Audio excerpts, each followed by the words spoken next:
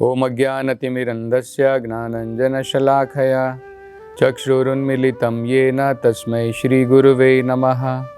नमो ओम विष्णुपादाय कृष्णपृष्ठाय भूतले श्रीमते भक्तिवेदान्तस्वामिन् इति नामिने। नमस्ते सरस्वते देवे गौरवाणी प्रचारिणे निर्विशेषा शून्यवादी पाश्चात्यदेशतारिणे। जय श्री कृष्ण चैतन्य प्रभु नित्यानंद श्री अद्वैत गदाधर श्रीवासदि गौर भक्तवृंद। हरे कृष्णा कृष्ण कृष्ण हरे हरे, हरे राम राम राम हरे हरे। हरे कृष्ण। तो पिछली कथा से आगे शुरू करते हुए हम चर्चा कर रहे थे हम अपने जीवन में किस प्रकार से अनेकों जो हमारे अंदर में योग्यताएं हैं, कुछ कलाएं हमारे जीवन में हमने सीखी हैं, हम जो कर्म करते हैं उसको किस प्रकार से भगवान की सेवा में अर्पण कर सकते हैं। भगवान भी भगवद गीता में यही बताते हैं। भगवान क्या कहते हैं? यत् करोषि यत् जुहोषि यद अश्नाशी यद तपसी कुरु तद मद अर्पणम। हम जो भी तपस्या करते हैं, हम जो भी कर्म करते हैं, हम जो भी खाते हैं इस संसार के अंदर में, हमारे अंदर में जो भी कलाएं हैं, उन सब को हम भगवान को समर्पित कर सकते हैं। तो द्वारका नगरी में हम देख रहे थे, उसकी चर्चा कर रहे थे, जब भगवान सुधर्मा उस सभागृह में जाते, किस प्रकार से अनेकों नागरिक भगवान की वहाँ पर अपनी अपनी योग्यताओं के द्वारा भगवान की सेवा करते। तो उसके पश्चात कुछ ब्राह्मण वहाँ पर रहते। वो ब्राह्मण जो हैं वेदों के पाठों के द्वारा, उसके मंत्रों के उच्चारण के द्वारा, शुभ स्वस्ति वचनों के द्वारा भगवान की जो है उनकी उपासना करते। इसलिए भगवान को क्या कहा गया है? भगवान को कहा है उत्तम श्लोका वार्तया। भगवान की महिमाओं का गान वेदों के उत्तम श्लोकों के द्वारा भगवान का गान किया जाता है। उत्तम का मतलब क्या होता है? उद्गता तमाहा। जो कलाएं, जो भगवान के जो ये शब्द होते हैं वेदों के, उनका इन भौतिक संसार से, अंधकार से कोई लेना देना नहीं है। तम का मतलब होता है अंधकार। उद्गता तमा, जो तम से परे है, उन प्रकार के शब्दों के द्वारा भगवान की महिमाओं का गान वेदों के अंदर में किया गया है। तो ब्राह्मण जो है वहाँ पर आकर के अपनी कलाओं के द्वारा, भगवान का उत्तम श्लोकों के द्वारा जो है अनेकों प्रकार से महिमाओं का गान करते। इसी प्रकार से भक्त लोग आकर के वहाँ पर भगवान से प्रार्थना करते। प्रार्थनाओं के द्वारा वो भगवान को जो है प्रसन्न करते, भगवान को संतुष्ट करते। तो अनेकों प्रकार के नागरिक आते। कुछ जो है ढोल लेकर के आते, मृदंग के साथ में, कीर्तन के साथ में भगवान की सेवा होती।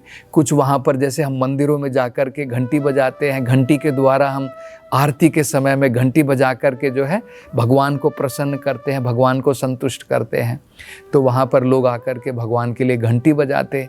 और इन सब के साथ में जो है कोई अपने साथ में जो है मुरली बजाता। जैसे भगवान बांसुरी स्वयं बजाते हैं, तो बांसुरी बजा करके जो है भगवान की सेवा वहाँ पर की जाती। और इसी प्रकार से पवित्र शंख का वहाँ पर नाद होता। जैसे मंदिरों में भी हम जब पूजा करते हैं, पवित्र शंख का भी नाद हम करते हैं। तो इस प्रकार से बहुत सारे वहाँ पर नागरिक आकर के भगवान को अपनी अपनी अनेकों प्रकार की सेवा प्रदान करते। तो ये हम जो है बड़ा ही महत्वपूर्ण पाठ अपने जीवन के अंदर में भी सीख सकते हैं कि हमें जो है नई नई कलाएं अर्जित करने की ज़रूरत नहीं है।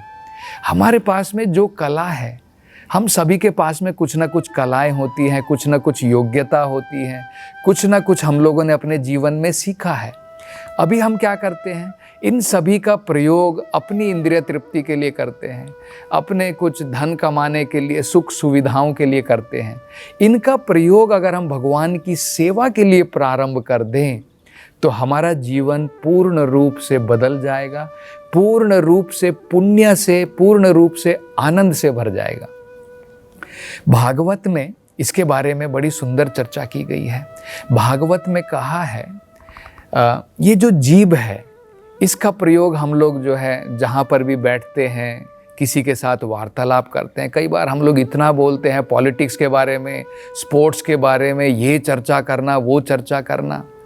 तो वेदों में बताया है कि ये उदाहरण दिया जाता है। आपने देखा होगा कभी कभी जब बारिश का समय होता है, बारिश के समय में जो फ्रॉग जो होते हैं, मेंढक जो होते हैं, वो बहुत आवाज़ करते हैं। लेकिन उससे क्या होता है, जब मेंढक बहुत आवाज़ करता है उस प्रकार से, सांप जो है उसको पता चल जाता है कि यहाँ पर मेरा शिकार बैठा है, तो सांप वहाँ पर आ करके उसे निगल लेता है, खा लेता है। तो भागवत में यही बताया गया है कि अगर हमें भगवान ने जो है जीभ दी है, हम जीभ का प्रयोग मेंढक की तरह इस प्रकार की फालतू की बातें करने के लिए करेंगे, काल रूपी सर्प आ करके हमें निगल लेगा, हमारे जीवन का समय इसी प्रकार से निकल जाएगा। तो जीभ का प्रयोग जो है वैकुंठ वार्तया, भगवान की महिमाओं का गान करने के लिए, भगवान के नाम का जप करने के लिए, भगवान के नाम का कीर्तन करने के लिए जो है हमें प्रयोग करना चाहिए। दूसरा उदाहरण भागवत में दिया है, हम अपने छेद जो है, अपने कान के अंदर में छेद हैं, इस कान के छेद के अंदर में, इस छेद के अंदर से हम लोग बहुत सारी चीज़ें इनपुट ले सकते हैं, हमारे अंदर में ले सकते हैं। हम कहीं पर भी ग्राम्य वार्ता सुनते हैं, बोलते भी हैं, और जब फालतू की चीज़ें सुनते हैं, जैसे हम लोगों ने देखा है कि कई बार लोग जो है टीवी के सामने बैठ जाते हैं, 24 घंटे एक चैनल से दूसरे चैनल, एक चैनल से दूसरे चैनल। ये हम नहीं देख रहे हैं, हम सोच रहे हैं कि ये कान से गया अंदर और ये कान से निकल गया, ऐसा नहीं है। ये कान से जाता है हमारी कॉन्शियसनेस, चेतना के अंदर में हम इतनी सारी गंदगियां ले रहे हैं। तो भागवत में क्या कहा है, भागवत में कहा है जो व्यक्ति अपने कानों का इस्तेमाल इस प्रकार से करता है, उसके कान बिल्कुल सर्प के बिल के बराबर हैं। सांप का जो बिल होता है, सांप का जो गड्ढा होता है, क्या उसके अंदर में कोई व्यक्ति हाथ डालेगा? अरे बड़ा भयंकर है, कोई नहीं डालेगा उसके अंदर में हाथ। इसी प्रकार से जो व्यक्ति अपने कर्ण, अपने कानों का प्रयोग भगवान की कथा सुनने के लिए, भगवान के नाम का जप और कीर्तन सुनने के लिए नहीं करते हैं, ग्राम्य कथाओं के लिए मात्र करते हैं, अनेकों प्रकार की फालतू चीज़ों के लिए करते हैं, उनके कान इसी प्रकार से हैं, बिल्कुल सांप के बिल के बराबर हैं। तो हमें जो है अपने सभी इंद्रियों का प्रयोग भगवान की सेवा के लिए करना चाहिए। हम आँखों के द्वारा भौतिक संसार में जाते हैं, ये सुंदरता देखते हैं, वो सुंदरता देखते हैं। इन्हीं आँखों के द्वारा मंदिर में जाकर के भगवान की सुंदर विग्रह को देख सकते हैं, उनके रूप को हम निहार सकते हैं। ये आँखें उसके लिए दी गई हैं। अन्यथा क्या है, भागवत में कहा है जो व्यक्ति अपनी आँखों का प्रयोग भगवान के सुंदर रूप को देखने के लिए नहीं करते हैं, उनकी आँखें कैसी हैं? उनकी आँखें मोर पंख के ऊपर आँख के बराबर हैं। अब मोर पंख के ऊपर भी आंखें होती हैं, आपने देखी होंगी, लेकिन उन आंखों से दिखाई नहीं देता है। तो क्या हमारी आंखें उस प्रकार की हैं? हमें ये देखना है। हमारी आंखें अगर सजीव हैं, निर्जीव नहीं है, इन सजीव आंखों के द्वारा सजीव भगवान की विग्रह को देखना है, निर्जीव चीजों को नहीं देखना है। ये भौतिक संसार में सब निर्जीव है, उसके अंदर में जान नहीं है। तो इसी प्रकार से हमारे हाथ हैं, और वेदों में बताया है, भागवत में कहा है, हम अपने हाथों को अनेकों प्रकार के कंगनों से, अनेकों प्रकार के सोने के ब्रेसलेट से, अनेकों प्रकार से सुसज्जित करते हैं। लेकिन जिन हाथों का प्रयोग मंदिर में जाकर के हम मार्जन नहीं करते हैं, क्लीनिंग नहीं करते हैं, भगवान के मंदिर को पोछा नहीं लगाते हैं, अगर अपने हाथ का प्रयोग भगवान की सेवा के लिए नहीं करते हैं, वो हाथ बताए जाते हैं सजे हुए हाथ मृत व्यक्ति के हाथ के बराबर है। आपने देखा होगा कई बार जो है शमशान में ले जाने के समय व्यक्ति को सजाया जाता है, हाथ में कंगन पहनाए जाते हैं, लेकिन क्या फायदा है, कौन व्यक्ति उसकी तरफ आकर्षित होगा। तो अगर हम अपने हाथों का प्रयोग इस प्रकार से भगवान की सेवा के लिए नहीं करते हैं, हमारे हाथ भी बिल्कुल उसी प्रकार से है। इसी प्रकार से हमारे पाँव हैं। हम अगर अपने पाँव का प्रयोग भगवान के मंदिर जाने के लिए, सत्संग में जाने के लिए नहीं उसका प्रयोग करते हैं, क्लब में जाते हैं, थिएटर में जाते हैं, सिनेमा घर में जाते हैं, इधर जाते हैं, मॉल्स में जाते हैं, केवल उसके लिए प्रयोग करते हैं, तो वेद कहते हैं हमारे पाँव बिल्कुल पेड़ के बराबर हैं। आपने देखा होगा ना, पेड़ के भी बड़े लंबे लंबे पाँव होते हैं, उसको पादपा कहा जाता है। वो जो है पानी कहाँ से ग्रहण करता है, अपने पाँव से ग्रहण करता है। तो हमारे पाँव भी उसके बराबर हैं। पाँव मतलब क्या है, पेड़ के पाँव का मतलब क्या है, एक जगह पर खड़ा रहता है। तो क्या हमारे पाँव उसके बराबर हैं? तो इस प्रकार से भागवत में कहा है हमारी इंद्रियों का प्रयोग, हमारी योग्यताओं का, हमारे पास में जो भी कलाएं हैं, जो भी गुण हैं, जो भी योग्यताएं हैं, इन सब का प्रयोग भगवान की सेवा में करना चाहिए। ये हम इन द्वारका वासियों से सीख सकते हैं। तो आगे क्या हुआ, एक दिन भागवत में आगे बताया है कि भगवान इसी प्रकार से अपनी दिनचर्या पूरी करके वहाँ पर सभागृह में, इस सुधर्मा सभागृह में भगवान विराजमान थे। तो वहाँ पर एक व्यक्ति जिसको कोई नहीं जानता था, उसने वहाँ पर प्रवेश किया। तो भगवान ने कहा कि ठीक है, अपने द्वारपालों से कहा उसे छोड़ दो, उसे अंदर आने दो। तो वो व्यक्ति जो है अंदर आया। अंदर आने के पश्चात में भगवान को साक्षात दंडवत प्रणाम किया। प्रणाम करने के बाद में उसने भगवान से कुछ निवेदन प्रारंभ किया। तो भागवत में कहा है ये व्यक्ति कौन था। ये व्यक्ति जो है एक संदेशवाहक था, एक प्रकार का दूत था। किनका दूत था?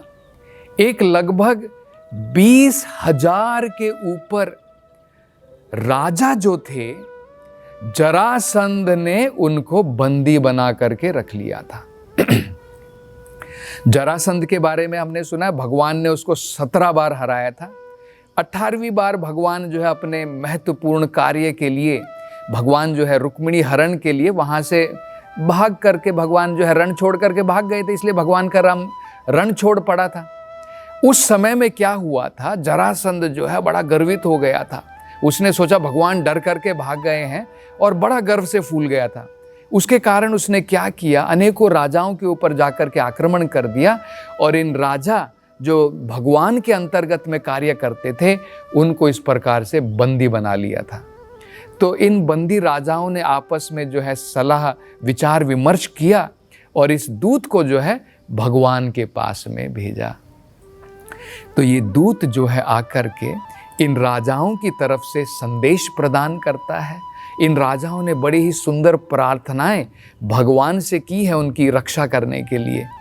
तो अपनी प्रार्थना वो प्रारंभ करते हैं इस दूत के द्वारा। तो दूत पढ़ करके बता रहा है कि ये राजा क्या कहना चाहते हैं। ये लगभग जो 20,000 के ऊपर राजा हैं।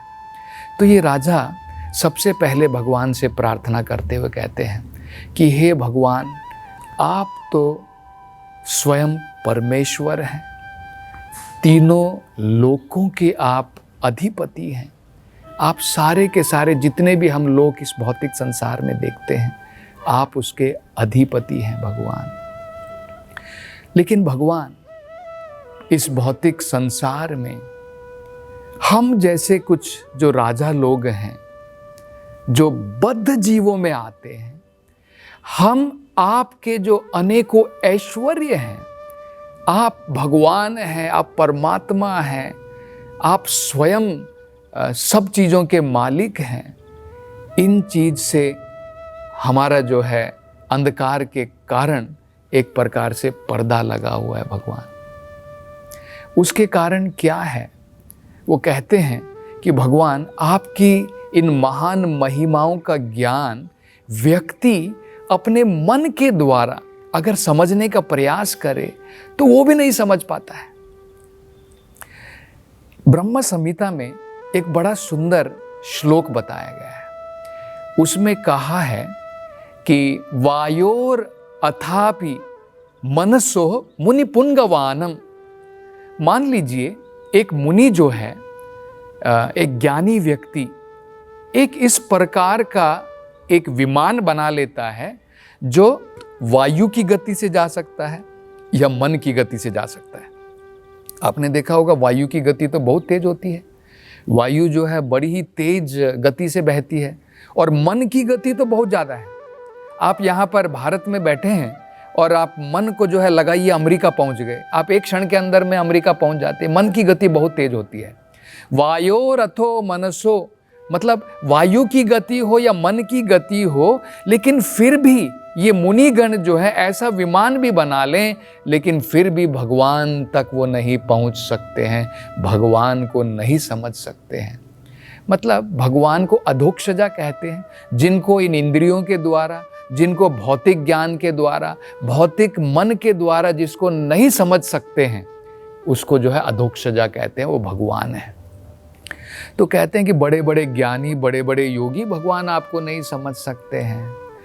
केवल भगवान की भक्ति के द्वारा आपको मात्र समझा जा सकता है।